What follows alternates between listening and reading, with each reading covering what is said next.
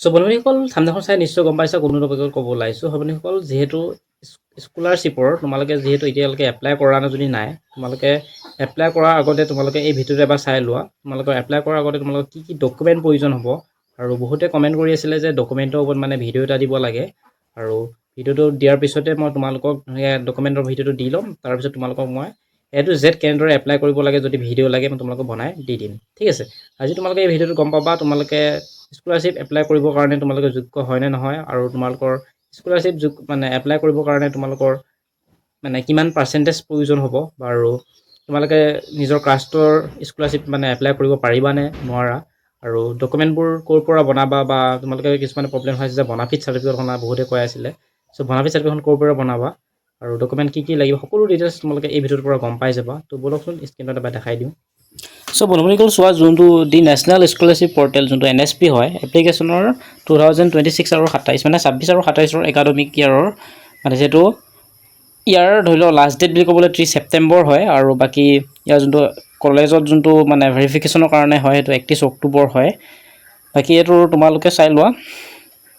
তাত মানে এপ্লাই কৰাৰ আগতে মই বাৰু ধুনীয়াকৈ ভিডিঅ' দিয়ে দিম বাৰু তোমালোকে আগতে চাই লোৱা মানে এপ্লাই কৰা মানে যোনটো ওৱান টাইম ৰেজিষ্ট্ৰেশ্যন হয় যাক কোৱা হয় OTR টো তোমালোকে কৰিব লাগিব তোমালোকে মানে 14টা ডিজিট OTR কৰাৰ পিছতে তোমালোকে মানে আগতে তোমালোকে ফেচ RD দিব লাগিব আধাৰ ফেচ RD ঠিক আছে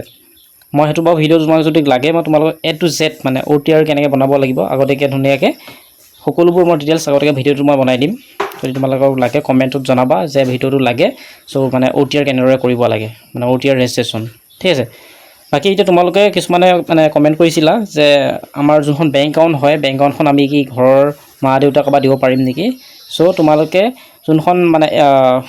বেংক একাউণ্ট হয় সেই বেংক একাউণ্টখন তোমাৰ নিজৰ নামত থকা হ'ব লাগিব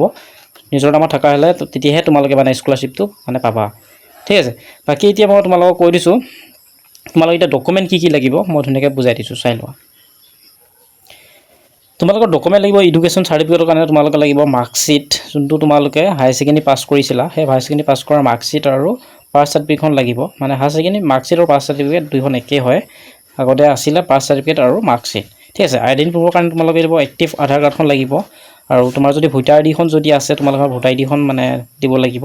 আৰু দুইমতে হ'ল বেংক পাছবুকখন লাগিব বেংক পাছবুকখনৰ তোমালোকৰ IFSC কোডটো মানে আৰু একাউণ্ট ডিটেইলছটো অলপ শুদ্ধকৈ থকা মানে ভালদৰে ধৰিব পৰা হ'ব লাগিব ঠিক আছে বাকী অফিচিয়েল ডকুমেণ্ট লাগিব তোমাৰ ডমিচিল যদি চাৰ্টিফিকেট আছে যদি ডমিচিল বা তোমালোকৰ যোনটো PRC হওক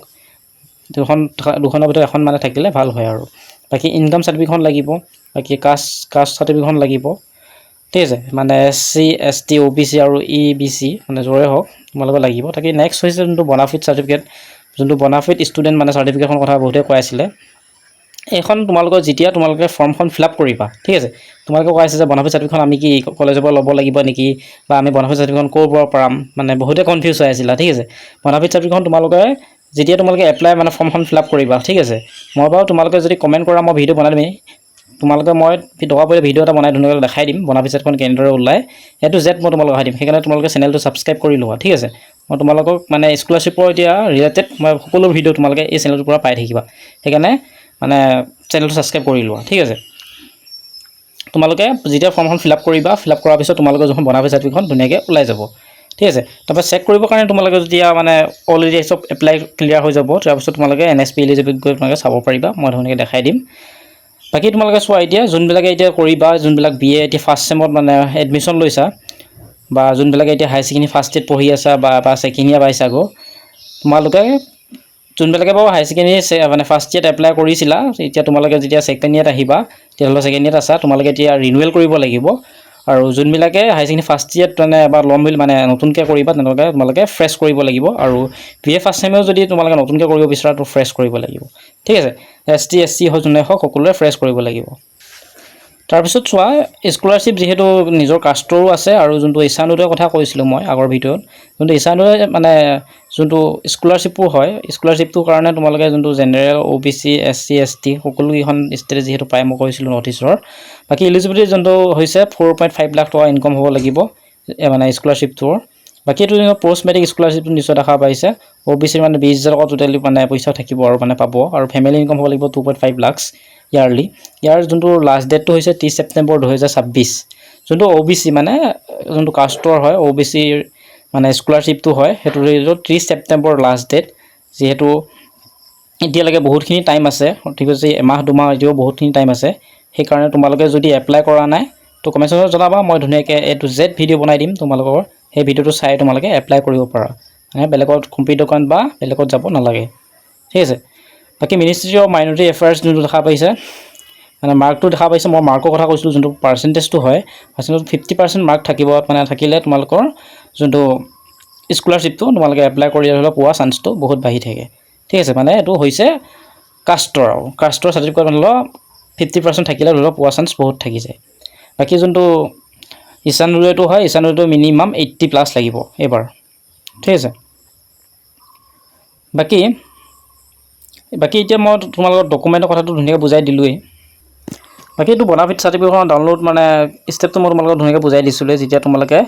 এপ্লিকেশ্যন ফৰ্ম ফিলআপ যেতিয়া কৰি থাকিবা তেতিয়াই তোমালোকৰ যোনখন বনাফিট চাৰ্টিফিকেটখন হয় তেতিয়া তোমালোকে বনাফিট চাৰ্টিফিকেটখন ডাউনলোড কৰি উলিয়াব লাগিব আৰু ডাউনলোড কৰাৰ পিছতে তোমালোকে আগতীয়াকৈ তাত গৈ কলেজৰ সাইন লগাব লাগিব প্ৰিন্সিপালৰ আৰু ষ্টাম্প মাৰাৰ পিছতহে তোমালোকে তাত আপলোড দিব লাগিব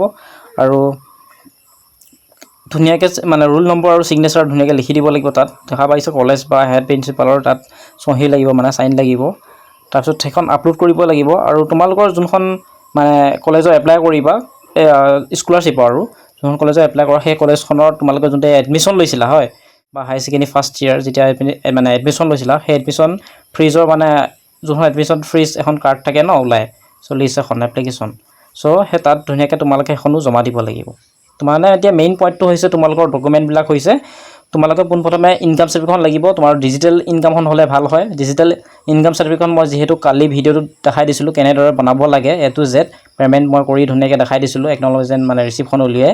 তোমালোকে সেই ভিডিঅ'টো মই ডেছক্ৰিপশ্যনত দি দিম তাৰ পৰা চাই পেলাই তোমালোকে যদিও তোমালোকৰ এতিয়া বৰ্তমান অফলাইন ইনকাম চাৰ্টিফিকেটখন উলিয়াইছা বা উলিওৱা নাই তোমালোকে অফলাইনখন উলিয়ালে তোমালোকে মানে ওৱান টাইম ইউজ কৰিব পাৰিবা ঠিক আছে সেইকাৰণে তোমালোকে যোনখন মই অলৰেডি ভিডিঅ'টো বনাই থৈছোঁ অনলাইন মানে ইনকাম চাৰ্টিফিকেট কেনেদৰে বনাব লাগে ভিডিঅ'টো চাই ল'বা তো অনলাইন উলিয়ালে তোমালোকে 1 বছৰৰ কাৰণে টেনশ্যন নাই তোমালোকে তাক স্কলাৰশ্বিপৰ হওক বা কলেজত হওক সকলোতে তোমালোকে দিব পাৰিবা ঠিক আছে তোমালোকে ধুনীয়া মই ভিডিঅ'টো ডেছক্ৰিপশ্যনত দি দিম তাৰ পৰা ধুনীয়াকৈ ক্লিক কৰি চাই পেলাই তোমালোকে অনলাইন ইনকাম চাৰ্টিফিকেটখন বনাই ল'বা বাকী এতিয়া মেইন তোমালোকৰ ডকুমেণ্ট সোমালটো লাগিব গম পাইছে ইনকাম চাৰ্টিফিকেটখন লাগিব বাকী PRC ইমান মানে প্ৰয়োজন নহয় বাকী আৰু তোমালোকৰ যোনখন কাষ্ট চাৰ্টিফিকেটখন হয় কাষ্টখন ডিজিটেল হ'লে ভাল হয় নহ'লেও কথা নাই কিন্তু মানে ডিজিটেল থাকিলে ভাল হয় আৰু যদি তোমালোকৰ ডিজিটেল কাষ্টখন নাই তো কেনেদৰে এপ্লাই কৰিব লাগে তো কমেণ্ট কৰা মই বনাই দিম ভিডিঅ' তুমি চাই পেলাই বনাব পাৰিবা ঠিক আছে বাকী ভিডিঅ'টো যদি কিবা খেলিমেলি হয় বা বুজি নোপোৱা তো কমেণ্ট ছেকশ্যনত জনাবা মই নিশ্চয় তোমালোকক সহায় কৰিব চেষ্টা কৰিম তো আজি ভিডিঅ'টো ইমানেই ধন্যবাদ জয় অসম